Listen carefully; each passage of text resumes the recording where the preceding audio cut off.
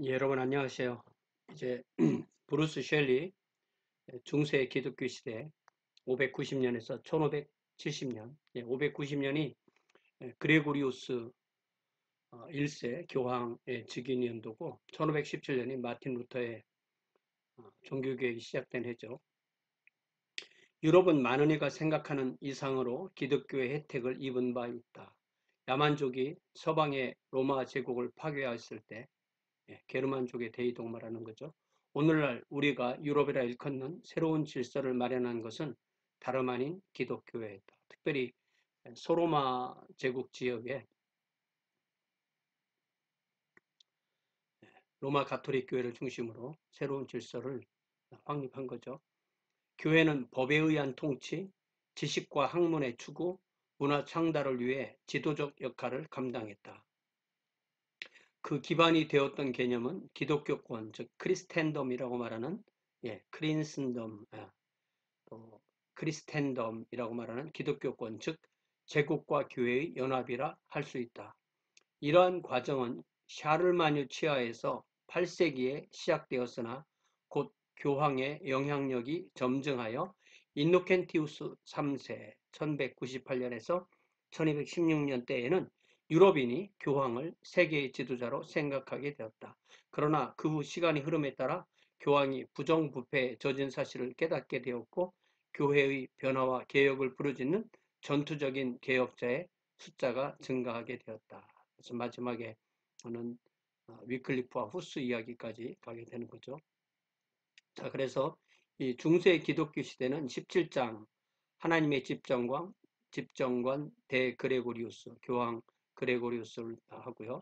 지금 18장은 통일과 연합의 추구 샤를마뉴와 기독교권, 19장 신비한 방법으로 들리다 교황제와 십자군 원정, 20장 학문의 신주 스콜라 신학, 21장 청빈이라는 귀부인에게 바친 송가 사도적 생활의 복구에서 주로 중세에 생겨난 그 수도원 공동체를 다루고요.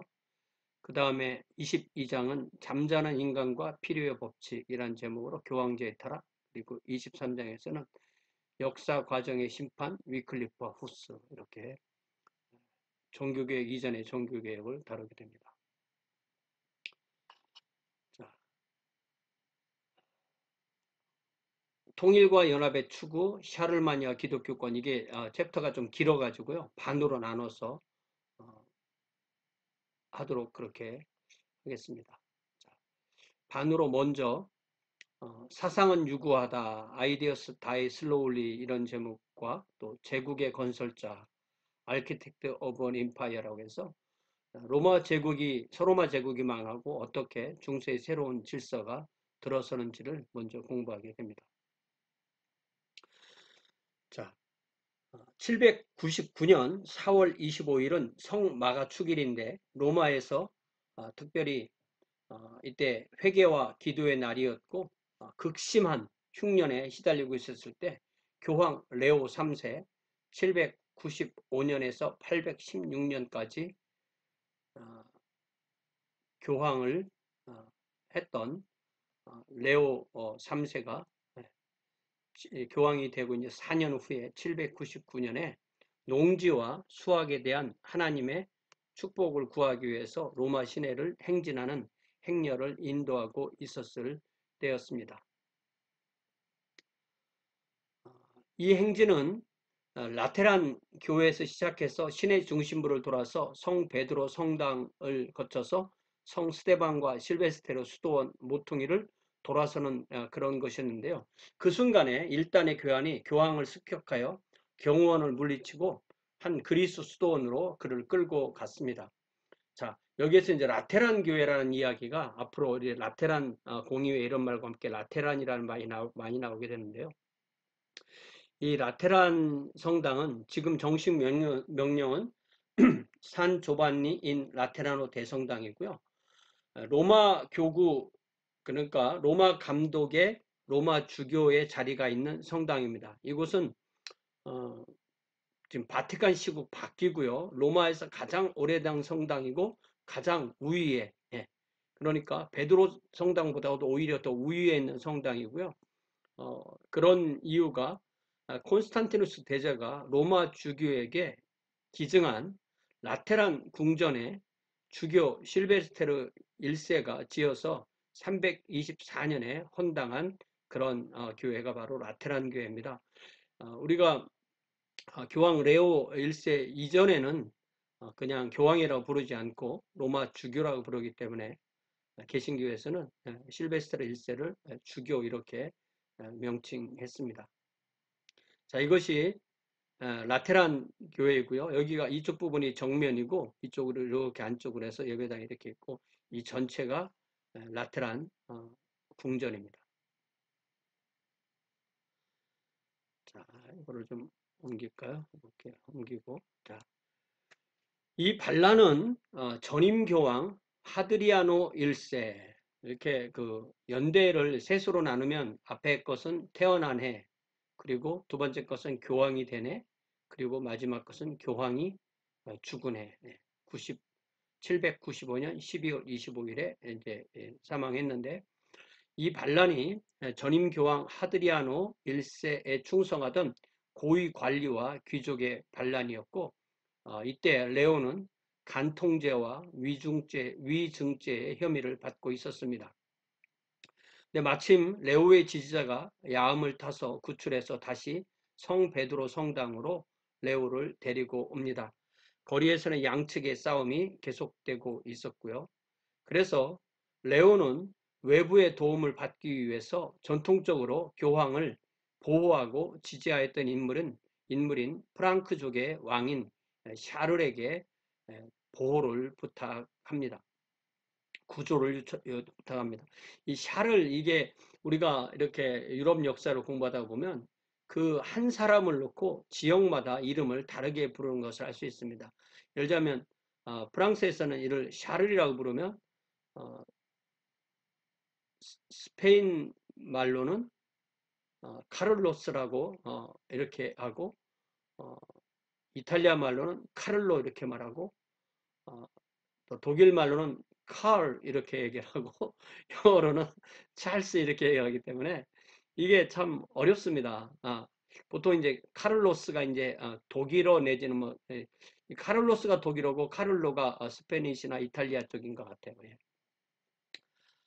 이게 참 어려워요. 그래서 일단은 이 사람이 프랑크족이기 때문에 샤를 보통 이렇게 얘기합니다. 그리고 샤를 대제라고 할 때, 이 샤를 대제라고 할 때는 샤를 더 그레이트고요. 샤를 마뉴 또 이렇게 말할 때는 이게 그 프렌치 말로 이 대제란 말이 붙은 겁니다. 이것은 죽은 이후에 이러한 이름이 붙은 것이기 때문에 이런 말을 그 사람의 생애 전체에 쓰는 것은 후대에 붙은 명칭이 앞으로 와서 적용되는 거죠.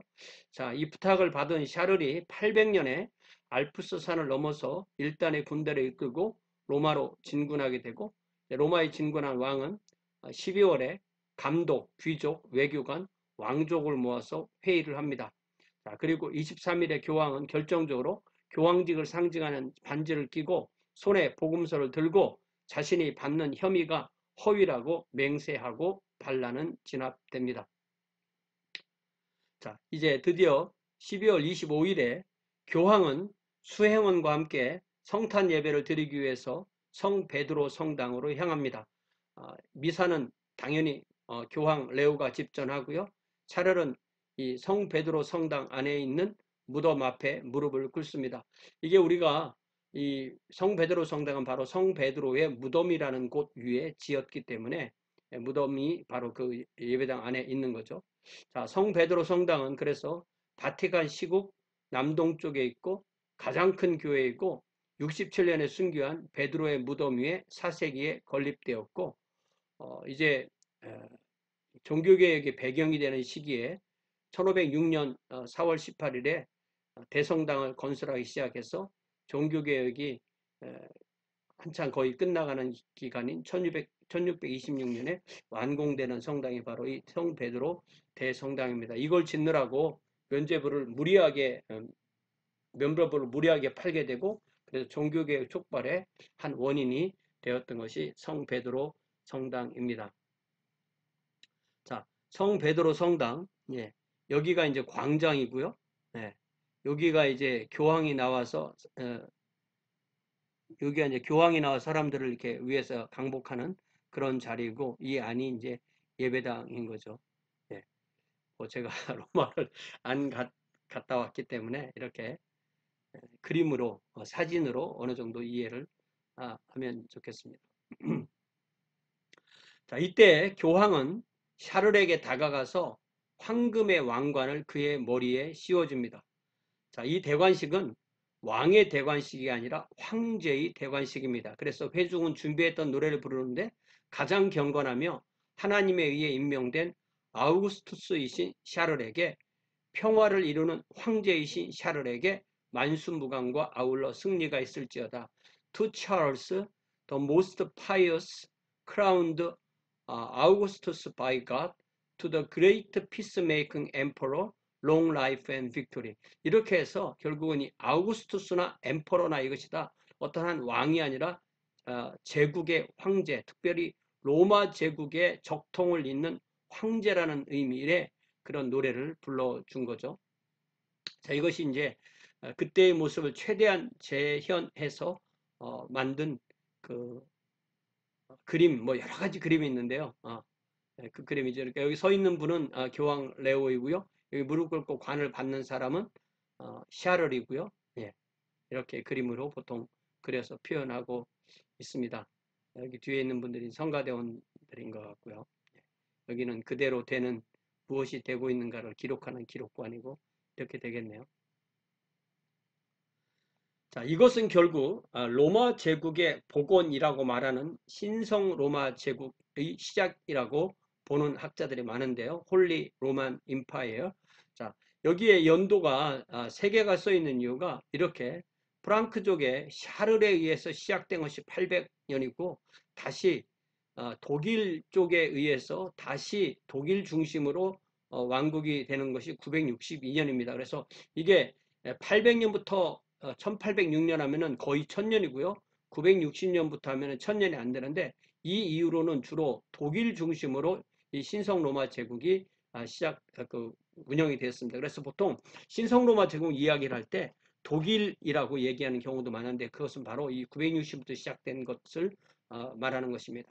자, 그리고 나서 관을 씌워주고 황제도 샤를 앞에 부복했습니다.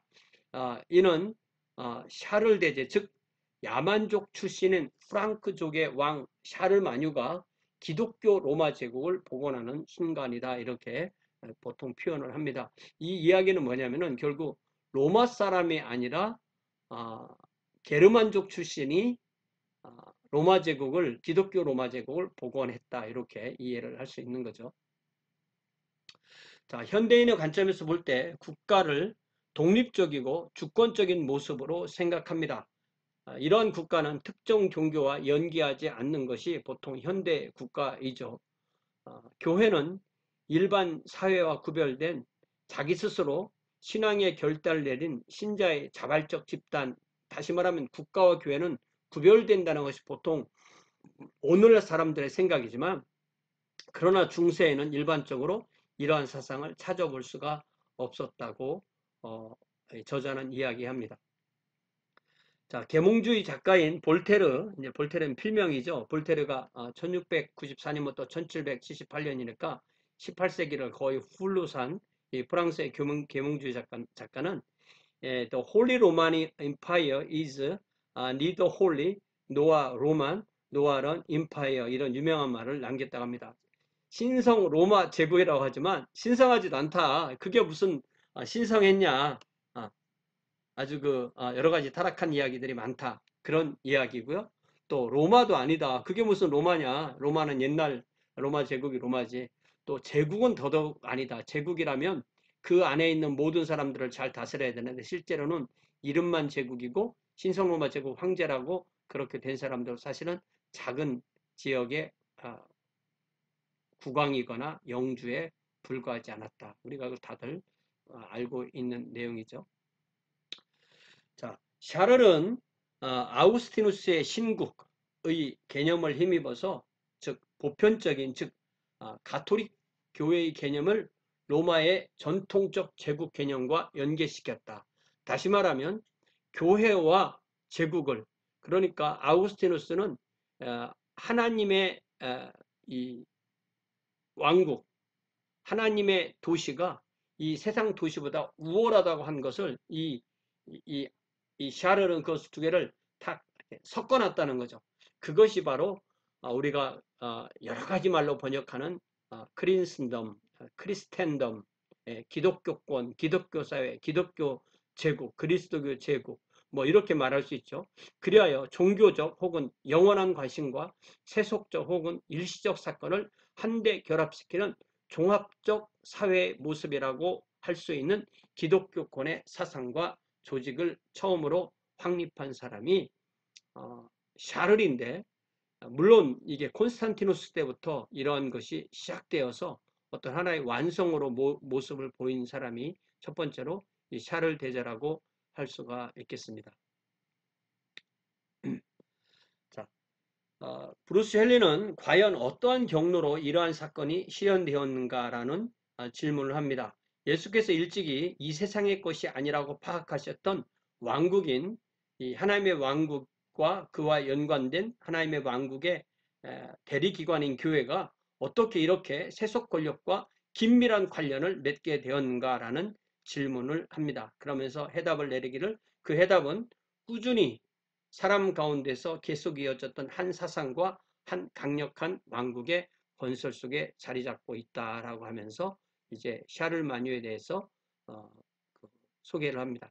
그러면서 이 작은 제목은 Ideas Die Slowly라고 해서 이 로마 제국이라는 그 어떤 개념 또 어떤 그거에 대한 향수 그것이 다시 세워지기를 기대하는 것 이런 것이 결코 476년에 소로마 제국이 망한 이후에도 계속 있었다는 거죠. 자, 로마 제국에 대한 향수가 소로마 제국의 멸망 470년 후 수세기가 흐른 후에도 로마 제국의 모습은 많은 이의 상상력을 자극했고 야만족은 많은 왕국을 건설하고 서로 전쟁을 했고 민족은 그 사이에서 이 유럽 전체가 어떤 하나의 제국으로 통일된 것을 꿈꾸고 새로운 로마 제국이 출현할 것을 고대했다. 그러니까 이 로마 제국에 대한 그런 어떤 이상이 결코 죽지 않았다는 것입니다.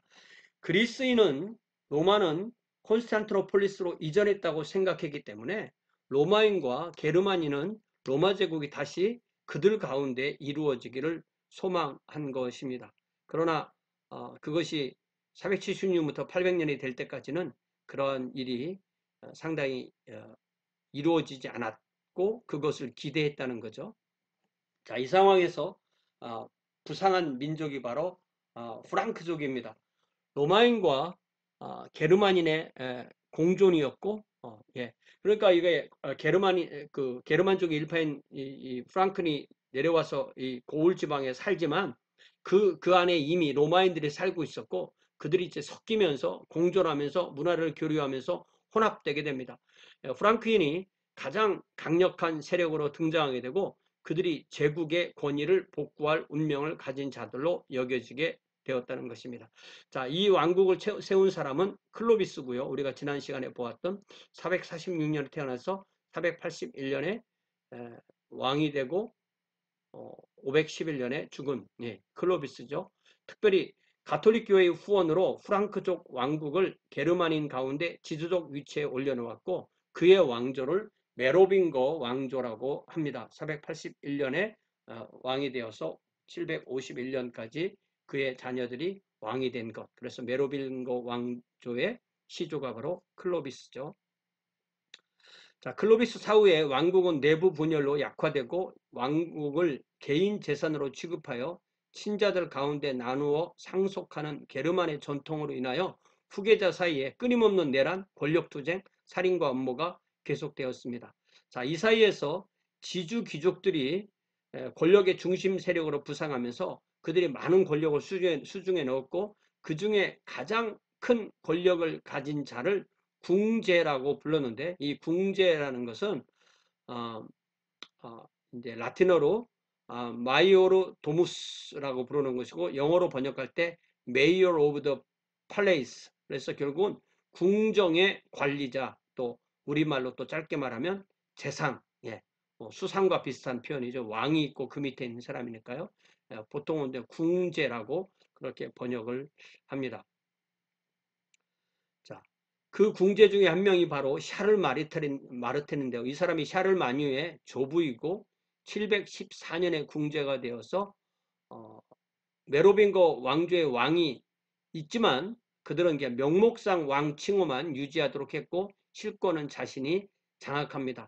이 샤를 마르텔은 이슬람의 침공과 함께 연결해서 생각해야 되는데요. 711년에 북아프리카로부터 스페인을 침입한 이슬람인이 718년에 비시고트족 왕국을 함락시키고 스페인 반도 대부분을 수중에 넣었습니다. 그리고 이제 피레네 산맥을 넘어서 프랑크 왕국을 침입을 시작했습니다. 이때 732년에 이 샤를은 프랑크 왕국 내부 깊숙한 투르 전투에서 이슬람 세력을 격퇴시키고 망치라는 칭호를 얻었는데, 그 망치가 바로 마르텔인 거죠. 그래서 보통은 이 사람을 어, 샤를 마르텔이라고 부르는데 왕은 아닙니다. 궁제 입장인 거죠. 공식적으로는. 자, 그래서 먼저 볼 지도가 이 사우디아라비아에서 시작된 이 이슬람교가, 맨 처음에 여기서 시작됐죠. 632년에 메카 메디나에서 시작돼서 그 다음에 팔레스타인, 또 아르메니아 이쪽을 점령하고, 또 이집트, 북아프리카 일부를 점령하고, 그 다음에 북아프리카를 점령하고, 그 다음에 지브롤타를 건너서 스페인을 건너고, 그 다음에 이제 프랑크족에게 이렇게 들어오려고 하는 그런 상황이었던 거죠. 그랬는데 어,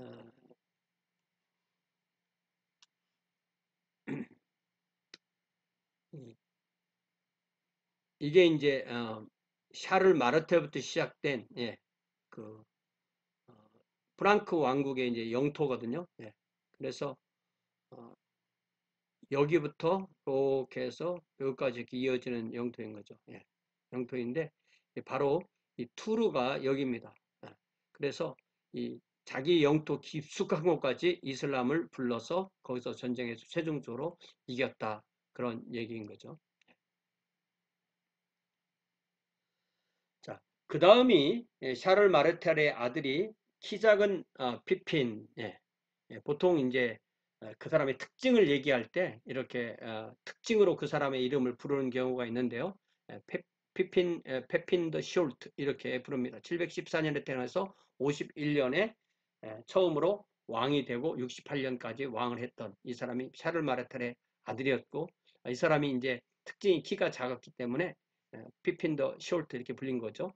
궁제의 실권을 합법하기 원해서 영국인 선교사 보니파키우스를 교황이 보내어서 750년에 피핀을 프랑크족의 왕으로 임명합니다. 그래서 751년부터 카롤루스 왕조가 시작되는 거고요. 메로빙거 왕조의 마지막 왕은 수도원에 유폐합니다. 3년 후 교황이 직접 알프스를 넘어 와서 피핀을 하나님이 택하신 자로 친히 기름을 부어서 이것을 공식화했습니다.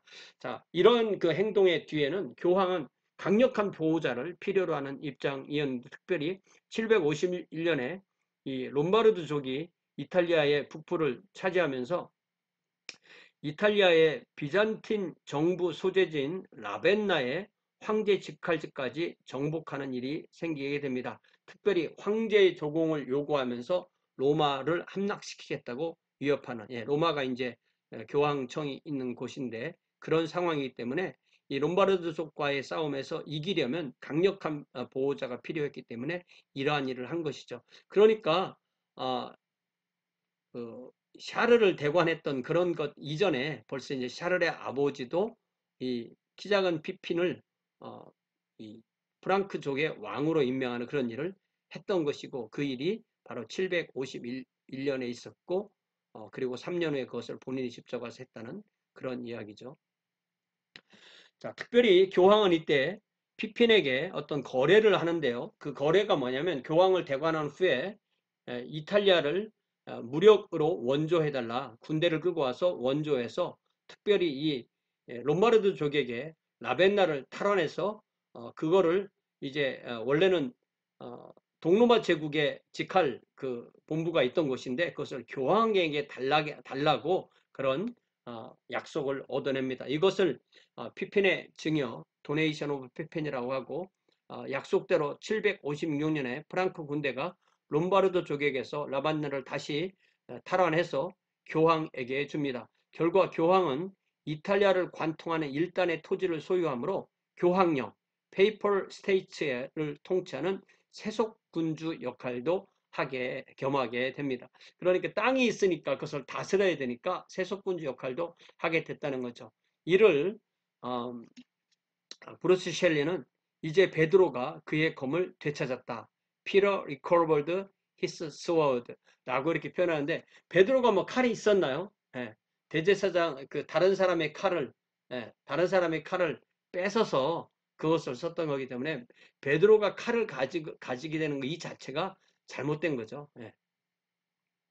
자, 이렇게 해서 원래 이제 원래 교황령은 요 정도였는데 피핀이 준 땅이 이 정도로 늘어나게 됐고 그것이 이제 핵심이 이 라벤나이고 자 그리고 또 정복해서 이만큼을 더 가지게 된 이 노란색으로 된 것은 다 정복해서 새로 늘린 그래서 교황령이 이렇게 이만큼이 다 교황령이 되는 거죠. 네. 이만큼이 다 교황령이 되는 겁니다. 이때가 이제 교황령이 아주 상당히 많았던 그런 때이죠. 자, 이렇게 프랑크족과 교황청은 동맹을 맺고 수세기 동안 유럽 역사에 막대한 영향을 끼치게 됩니다. 롬바르드족에 대항한 유일한 보호자였던 비잔틴 제국, 동로마 제국 대신에 기댈 수 있었던 동맹군이 바로 프랑크족이었고 이렇게 돼서 이제 교황과 교황청이 동로마 제국을 기대지 않고 프랑크 제국을 기대게 되었기 때문에 이 라틴의 로마 가톨릭 교회와 콘스탄티노폴리스의 이 정교회 그리스도 교회 사이의 분리를 가속하게 하는 그런 역할도 하게 됩니다. 자, 이렇게 교황령이 형성되어서 19세기까지 이탈리아 정치사에서 큰 변수로 작용하게 되었고 종교적 임직승을 통하여서 서방의 왕위에 기독교적 의미를 부여하므로 교황과 황제 사이의 경쟁을 낳게 됩니다. 그러니까 이 교황과 황제가 둘이 있어가지고 교황도 이 세속의 왕과 세속 그 주교의 임명을 틀어주려고 하고 또 황제도 또 자기 밑에 있는 왕들이나 또 자기 영토에 있는 그 주교의 임명권을 틀어주려고 하기 때문에 두 사이에 경쟁이 일어나지 않을 수 없었다는 것입니다. 자, 이제 기독교 제국 탄생을 위한 마지막 단계는 피펜의 아들이자 후계자인 샤를이 황제 위, 다시 말하면 새로운 로마 제국의 황제 위에 오르는 것입니다. 그를 샤를 마뉴라고 하고 샤를 대제라고도 하는 것인데 이는 사후에 붙여진 영예로운 칭호입니다. 자, 샤를 대제는 742년에 태어나서 768년에 또 왕이 되고 그 다음 왕이 되고 이 814년이 이 황제가 된 해입니다. 이것이 이제 자기의 그 영토가 늘어날 때마다 또 새로운 왕위를 갖게 되고 새로운 왕관을 쓰는 건데 결정적인 것은 800년에 로마 제국의 그 황제 위를 오르는 것이 800년이죠. 그래서 우리가 이 샤를 대제의 연대는 800년이니까 좀 외워지기가 쉽습니다. 자, 샤를 대제는 그의 통치 기간에 세 가지 목표를 가지고 있는데 첫 번째는 대적을 패배시킬 군사력의 증강, 두 번째는 백성의 영혼을 위한 종교를 고양하는 것. 그러니까 통치자가 이런 개념을 갖고 있기 때문에 이것이 하나가 될 수 있었던 거죠. 세 번째는 학문과 지식 배양을 통한 문화 발전. 이 샤롤이 세 가지에서 다 성공을 이룬 것은 새 정치 질서인 유럽을 천년 동안 기독교적 지역으로 유지하게 했다는 그런 평가를 받습니다. 자, 첫 번째로 이 샤를의 어떤 군사력에 관한 이야기를 할 때 아인할트라는 이, 이, 이 독일의 역사학자는 샤를을 어떻게 평가하냐면 샤를마뉴는 타고난 백성의 지도자였다. 그는 키가 크고 몸이 건강하며 뛰어난 기수로서 항상 사냥을 즐겼다. 이제 아버지는 키가 작았었는데 아들이 키가 크다는 것은 어머니 쪽 진을 받았겠죠. 항상 사냥을 즐겼다. 그는 매년 그의 군대를 거느리고 원정을 나섰던 투사형의 왕이었으나 동시에 그의 제국을 통치하기 위해 가장 효과적인 행정체계도 마련했다. 자, 이 샤를 마뉴는 어릴 때부터 이렇게 군사적인 것을 좋아했기 때문에 글을 배울 기회가 없었다고 합니다. 자, 그의 군사적인 그 힘을 가지고 자기 나라를 이 4개 그 방향으로 영토를 합병합니다. 남부 국경에서는 특별히 스페인의 무슬림의 분란을 틈타서 무슬림을 에브로 강까지 내쫓고 오늘날의 바르셀로나 주변에 스페니시 마크라고 알려진 변경 지역을 수립해서 어떤 국경을 확정 지었고요. 두 번째는 북쪽으로 이제 색슨족이라고 하면 영국식 표현이고 작센족 하면은 이게 이제 게르만족 표현인데 최후의 게르만 독립부족인 작센족을 정복하고 라인강과 엘베강 사이에 거주하던 이교족 작센족을 굴복시키기 위해서 32차례나 전투를 벌여야 했습니다. 그는 작센 지방을 감독구로 나누고 또 그 안에 수도원도 건축하고 엄한 법률로 이교도를 다스렸습니다. 그동안까지는 이제 이교도이고 기독교의 맛을 못 봤었으니까 그래서 사순절 기간에 고기를 먹거나 시체를 화장시키거나 거짓으로 세례를 받는 행위 등은 모두 사형으로 다스렸다. 그러니까 이게 교회법과 이 제국법이 하나로 돼 있는 그런 나라이었던 것을 알 수가 있죠. 세 번째는 동부 국경을 정복하게 되는데요. 슬라브족과 훈족과 연관이 있는 아시아 출신 유목민인 아바르족을 여섯 차례나 전투를 통해서 괴멸시키게 됩니다. 다뉴브 지방에 군사 기지를 설치하였고 이를 방패로 여러 동부 유목민족에 의한 장래의 침략을 방지하고자 했습니다. 당시 동부 마크라고 불렸던 곳은 그 이후에 오스트리아가 됐습니다. 이렇게 우리가 오늘날 잘 알고 있는 나라가 기본이 이때 이루어졌다는 것을 알 수가 있죠. 이제 네 번째는 이탈리아인데요. 이탈리아의 정치에 관여해서 영토 확장을 꾀했던 롬바르드족이 교황력을 침범하자 교황의 부탁을 받은 그는 744년에 롬바르드족을 굴복시키고 스스로 이탈리아 왕임을 선포하는 것. 아까 그 연대 중에 하나가 774년이 바로 800년 이전에 있을 때 이탈리아 왕까지도 되는 것이죠. 그곳 체류 기간에 그 이전에 자기 아버지가 교황에게 주었던 피핀의 증여를 재확인함으로써 부왕과 교황청 사이에 맺어졌던 동맹을 더욱 강화합니다. 자, 이 최초의 이탈리아 원정은 황제 위에 오르게 한 800년 원정의 서곡이었고 교황은 보호자가 필요했고 그는 그의 지위에 대한 신적 공인이 필요한 그러니까 교황은 보호자가 필요했고 샤를은 자신의 지위에 대한 하나님의 공인이 필요한 그런 상황이 결국 800년에 만나게 되었다는 것이죠. 자, 이것이 이제 그 샤를 대제가 황제일 때 가지고 있던 영토인 것입니다. 자, 이것이 이제 스페니시 마크라고 하는 이 남부 영토이고요. 이 부분이 이제 작센족을 다시 정복해서 새롭게 한 그 영토이고 이쪽이 동부 영토의 아바르족과의 경계 지점까지 그러니까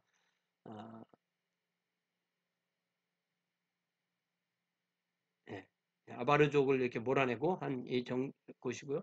그리고 보면 이제 여기가 체크고 여기가 모라비아고 이렇게 우리가 어떤 경계선을 알 수가 있는 거죠.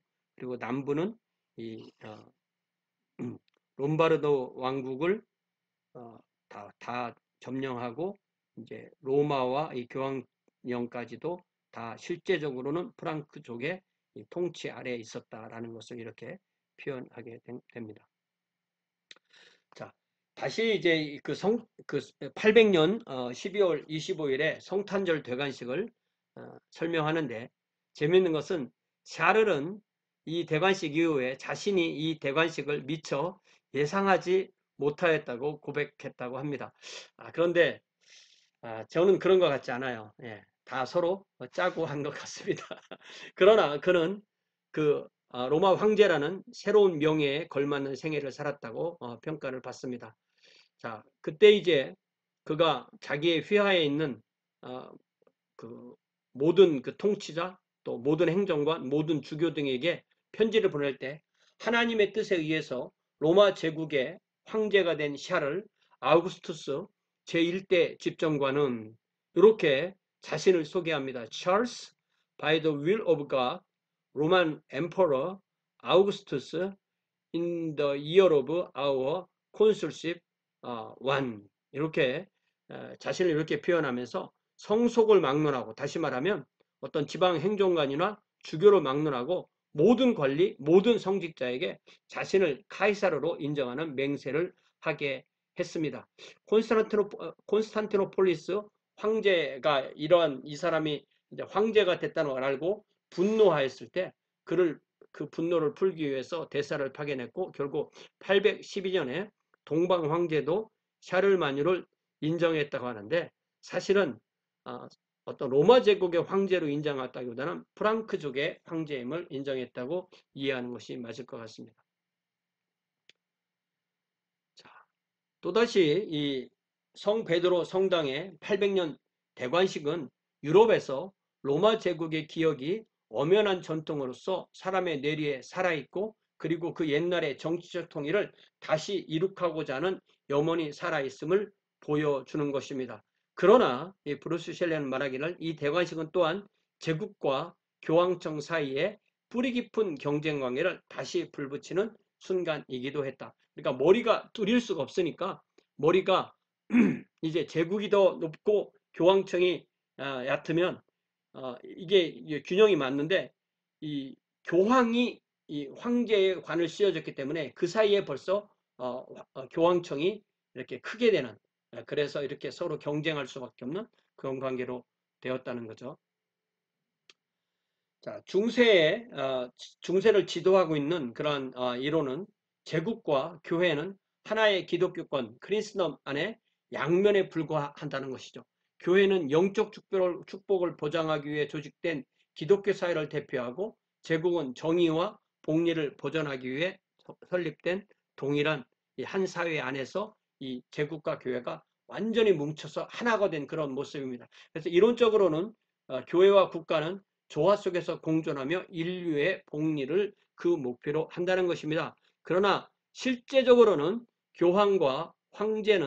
황제와 교황은 경쟁자의 관계에 있습니다. 결국은 항상 누구에게나 떠나지 않는 질문은 교회가 제국을 지배할 것인가, 국가가 교회를 통솔할 것인가, 교황이 황제를 끌고 갈 것인가, 황제가 교황을 끌고 갈 것인가, 그런 문제인 거죠. 이 경쟁은 중세 전체의 대소사를 통해서 분명히 살펴볼 수 있는 일화들이 많이 있습니다. 자, 이럴 때 교황파의 주장은 시간이란 영혼에 의지하듯이 황제는 결국 교황의 의지에서 존재한다, 이렇게 주장합니다. 황제파의 주장은 콘스탄티누스와 샤를마뉴를 통해서 볼 수 있듯이 하나님께서 또한 기독교 국가도 설립하셨으므로 황제는 교황으로부터 독립되어 있다. 더 나아가서 교황이 그의 영혼의 직분을 시간 속에서 제대로 시행하지 못하는 경우가 생긴다면 황제가 교황을 고치거나 혹은 통솔할 수도 있다, 이렇게 담대하게 주장하는 거죠. 자, 이제 샤를마니의 통치 기간은 그는 제국을 철저히 다스렸고 유럽 전체의 아버지로서 영역 안에 모든 이가 그에게 직접 보고하고 지시를 받고 감독을 받게 했습니다. 특별히 그는 미시 도미니키라는 황제 대리 파견관을 모든 게르만 통치자의 골칫거리였던 지방 관리를 통솔하기 위해서 보내게 되는데, 이 황제 대리 파견관은 감독 한 명, 귀족 한 명이 한 쌍이 되어서 이들이 조별로 제국 전체를 순방하게 되는 것입니다. 각 지방 행정을 감독하고 지시하고 결국 교황까지도 황제의 날카로운 감시의 눈을 벗어날 수가 없었다. 이 이야기는 결국은 이 샤를마뉴 통치 기간은 황제가 교황보다 더 우위에 있었다고 그렇게 해석될 수가 있는 거죠. 자, 특별히 이때를 그 카롤린거 르네상스라고 부르는데, 이 본인은 글을 읽을 수 없었지만 이 문화를 재생하기 위한 그러한 노력을 기울였고요. 그래서 이때를 Cultural Revolts 내지는 카롤린거 르네상스라고 이렇게 부릅니다. 그래서 이미 그 황제가 되기 이전인 789년에 모든 수도원이 이 소년들에게 음악을 가르치고 대수를 가르치고 알지브라 또 문법을 가르치는 학교를 짓도록 하게 됐습니다. 특별히 그때 수도가 에익슬라 샤펠르인데요. 이것이 이제 다른 이름이 그 아헨이라는 도시인데, 이곳에 황족 교육 또 학문 장려를 위한 황립 학당을 만들게 되고, 이 책임자로 앵글로색슨 출신 학자인 알쿠인을 불러서 그가 알쿠인이 문법, 맞춤법, 수사, 논리학 등 교과서를 저술해서 학문 증진의 발판을 마련하게 되었습니다. 알쿠인은 약 735년에 태어나서 804년까지 산 아주 경건한 이 학자였는데요. 이 수도사임의 학자였는데, 청년이여 아직 젊을 때 힘써 배우라. 세월은 물처럼 흘러간다. 배울 수 있는 날을 게으르게 낭비하지 말라. 이 말을 바꿔 말하면 배우고 있는 사람은 아직도 청년이다, 이렇게 생각할 수도 있겠죠. 자, 그래서 이 세계 역사에 끼친 샤를마뉴의 공헌을 부인하는 이는 거의 없다고 셸리는 말합니다. 지중해가 아닌 이 지중해 중심의 유럽에서 북부에 자리 잡은 그는 기독교 문명을 유럽 내에 정착시켰고, 수세기에 걸친 무질서 뒤에 그는 상당한 법과 질서를 확립하였습니다. 그가 학문을 장려함으로써 후손은 그 전통 위에 더 건축할 수 있었습니다. 그가 재생시킨 제국의 이상은 1806년 1806년까지 이 신성로마 제국이라는 이름으로 어쨌든 살아남을 수 있었고, 그해 또 다른 황제인 나폴레옹 보나파르트가 나타나서 신성 로마 제국에 막을 내리고 프랑스 나폴레옹 황제의 그 제국을 시작하게 되죠. 물론 이제 나폴레옹 혼자로서 끝나는 그런 제국이지만 이것이 신성 로마 제국이 1806년까지 갔다, 이렇게 우리가 기억을 하면 좋겠습니다. 자, 이렇게 18장의 그 한 부분을 앞에 부분을 마치게 되는데요. 자, 이것이 다가 아니고 한 또 이 정도 길이의 또 반 부분을 더 해야 됩니다. 자, 일단은 18장의 반 부분을 여기서 절반 부분을 여기에서 마치도록 하겠습니다.